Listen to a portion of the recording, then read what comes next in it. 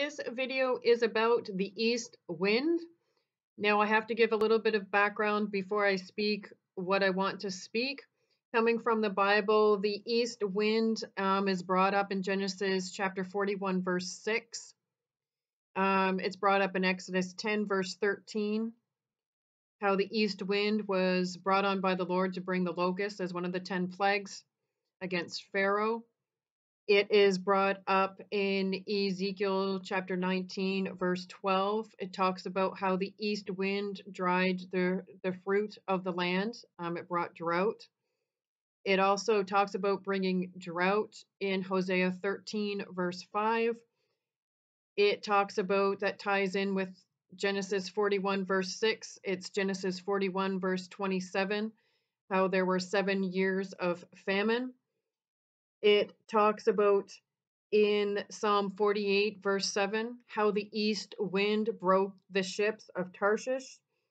And the ships of Tarshish were the vessels, the merchant vessels that brought gold, silver, and ivory, as well as animals, to King Solomon and to other places around the world. It also talks about the east wind breaking the city of Tyre, and it is broken on the waters because the city of Tyre was a city of merchandise, and it gained a lot of its riches through trading and selling and buying. And then the east wind also is referred to in the book of Revelation, chapter 18, and how it's talking about the city of Babylon, and it's comparing it to the city of Tyre.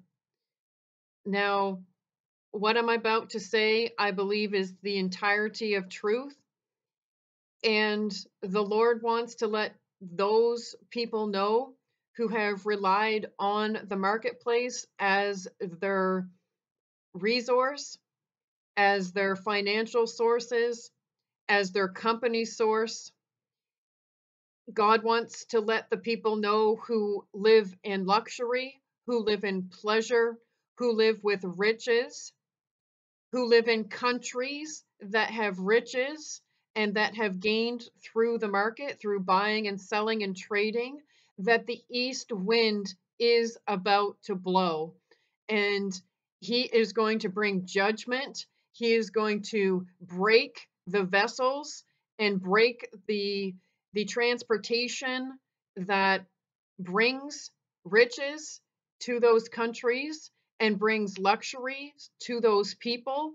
There's going to be a breaking of that particular idol that has risen up in the earth, and the east wind is going to break them.